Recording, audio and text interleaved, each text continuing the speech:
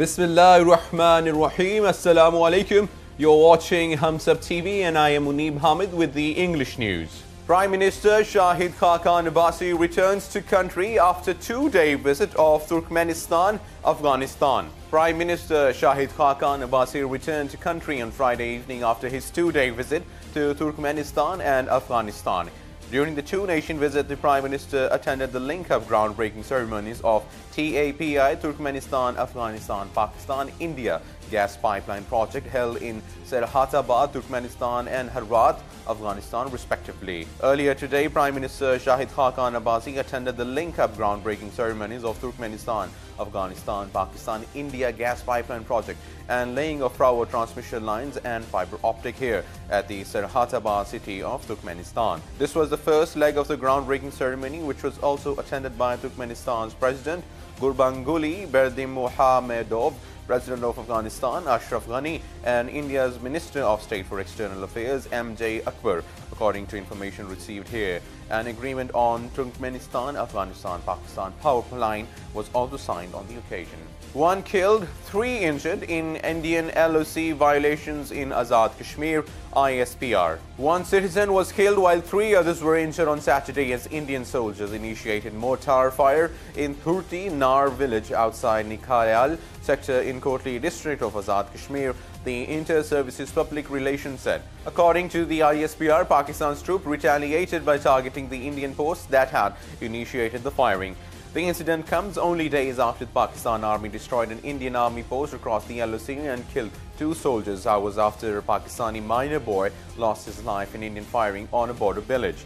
Ceasefire violations are a frequent feature along the LOC and working boundary despite the leadership of Pakistan Rangers and India's border security forces agreeing in November 2017 that the spirit of the 2003 ceasefire agreement must be revived to protect innocent lives. Behind the scenes diplomacy with United States continuing, Foreign Office spokesperson Dr. Mohammad Faisal said at his weekly media briefing. Foreign Office on Friday said Pakistan's behind-the-scenes diplomacy with the Indian states was continuing and the onus of repairing ties lay with Washington, whose unilateral actions had damaged the relationship. Pakistan and the US are trying to find a common ground in their bilateral relations, which is happening outside public glare. So far, we have not failed, FO spokesperson Dr. Mohammad Faisal said at his weekly media briefing. The secret dialogue between the two countries had commenced soon after the US suspended military assistance following President Donald Trump's New Year tweet accusing Pakistan of lies and deceit. The dialogue began between Pentagon and the GHQ and is believed to be continuing at the same level and between the same principals CENTCOM Commander General Joseph Votel and Pakistan's Army Chief General Qamar Javed Bajwa. Supreme Court judgment tantamount to pre-poll rigging, former Prime Minister Nawaz Sharif. Prime Minister Nawaz Sharif said that the Supreme Court's judgment disqualifying him from being head of the Pakistan Muslim League Nawaz was tantamount to pre-election rigging in a non-martial law era. The ousted Prime Minister said the Supreme Court judgment has deprived the largest political party from participating in the Senate elections, and such judgment has come for the first time in a non-martial law period. He was speaking outside the Accountability Court, where he is being tried in connection with 3 interim and 3 supplementary references filed by the National Accountability Bureau. Once again, the 3-time ex-PM hinted that court's next move would be to kick him out of politics by disqualifying him for a lifetime. He questioned whether such judgments will be written in golden words, adding, "There are several examples in which judgments could be treated as black chapters." He left it to the people to decide whether the recent judgment should be written in golden words or otherwise. In his talk, Sharif said it was a matter of concern for the nation that the Apex Court removed a Prime Minister over an Ikama and then disqualified him from heading a political party. Ex-President Asif Ali Zardari claims Nawaz Sharif is trying to weaken institutions. Ex-President Asif Ali Zardari said that the former Premier Nawaz Sharif is trying to weaken the institutions, referring to his criticism on the judiciary. Speaking to a press conference in the capital, he said Nawaz Sharif is trying to weaken institutions. Weak institutions make the country weak. He accused the disqualified party head of a ruling PMLN of manipulating the bureaucracy to revolt against the state. The downsizing of leaders has begun and they can do nothing about it, he added. On the election season, he said that he can anticipate the 2018 general elections occurring on time. Zardari implied that PMLN is not ousted from the Senate elections. He said that PPP is supported by ANP and JUIF of the Maulana Fazlur Rahman.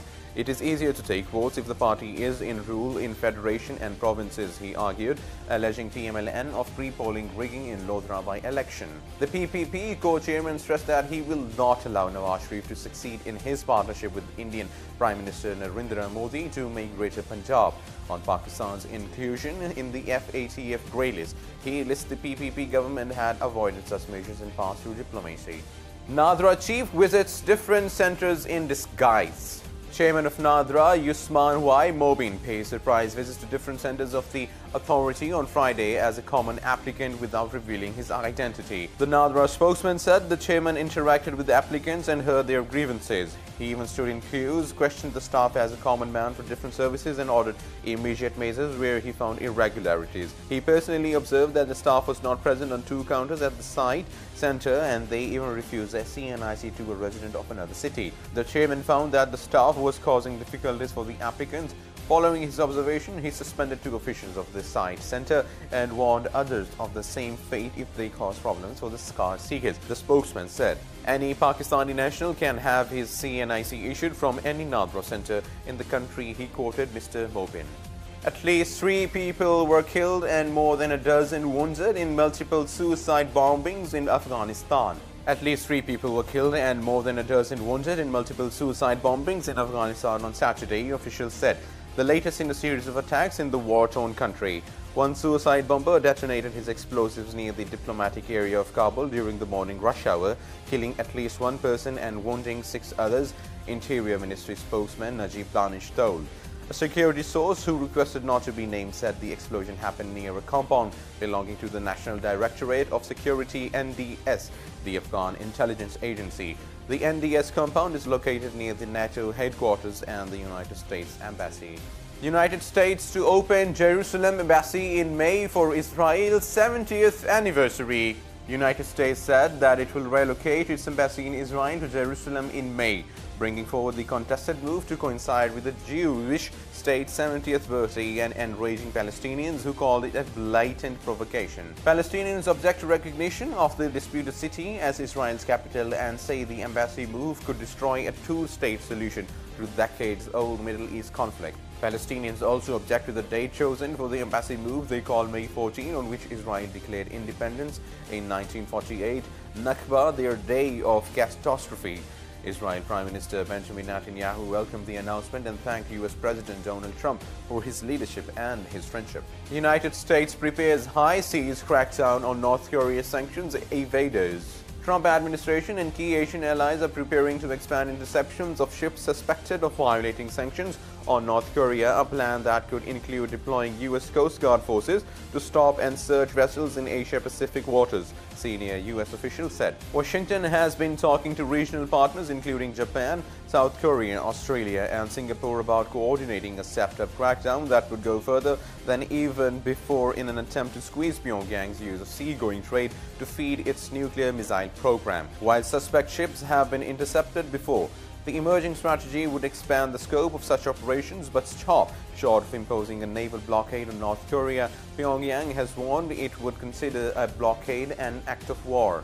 Indonesian President nominates Perry Warjio to head central bank. Indonesian President Joko Widodo has selected Perry Warjio, a deputy governor at Bank Indonesia, as his choice of central bank governor when the current head steps down in May, a senior advisor to the vice president confirmed on Saturday.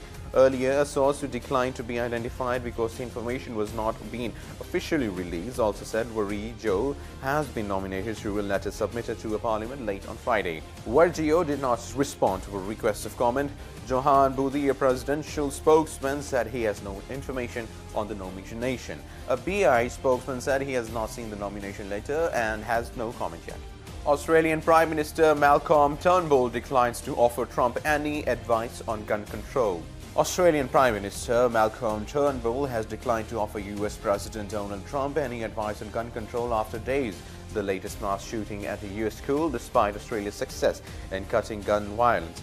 Australia has some of the world's toughest gun control laws introduced after its worst mass murder when a gunman killed 35 people at Port Arthur in the island state of Tasmania in 1996. Australia has had no mass shootings since then. But Turnbull, who met Trump for talks in Washington on Friday, said he was not going to offer the United States any advice on the issue which is dividing Americans. 3 bombs rock Myanmar's northwestern city, Sittwe. Policeman injured.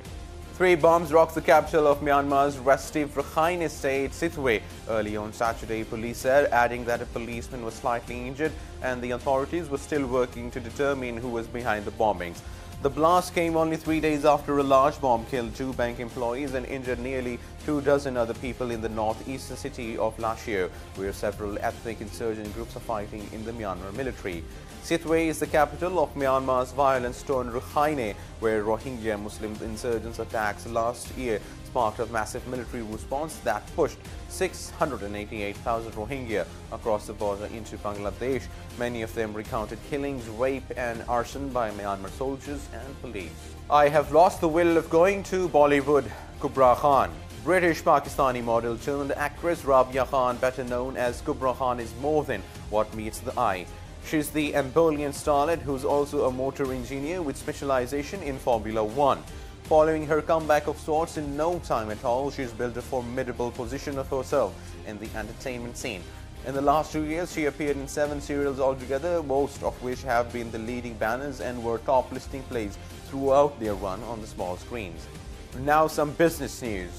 Project launched to improve investment climate, Pakistan Board of Investment. The Board of Investment launched a project on Friday to revive the country's global image as an attractive destination for investment. The Pakistan Investment Climate Project, launched with the support of International Finance Corporation of the World Bank, aims to boost the country's investment policy and promotion strategy.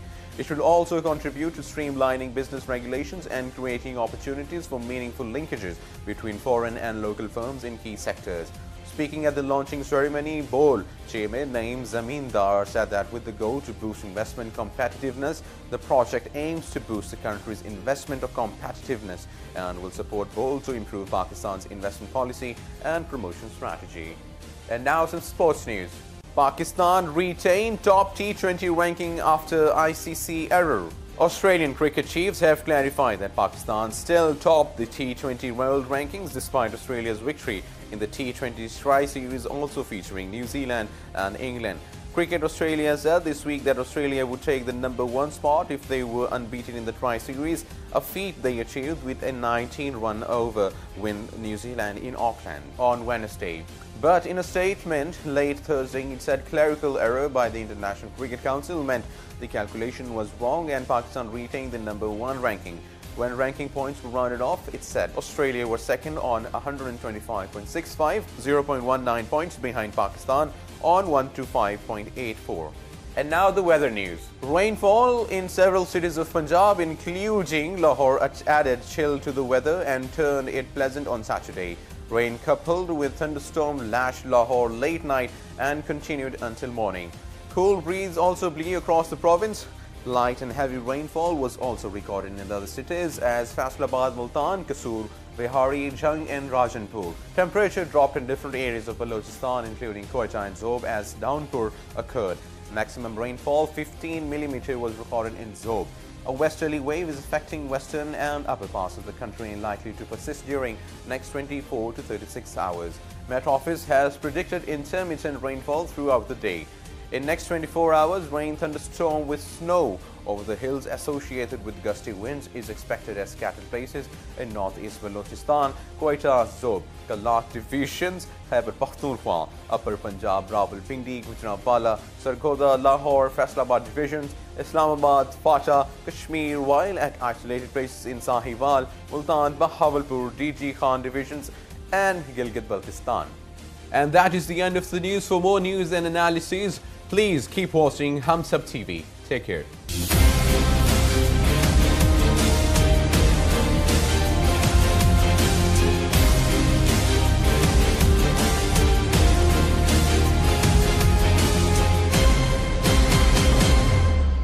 Please subscribe to Humsab TV and hit the notification icon on the screen to get the latest updates of our channel. Thank you for watching Humsab TV.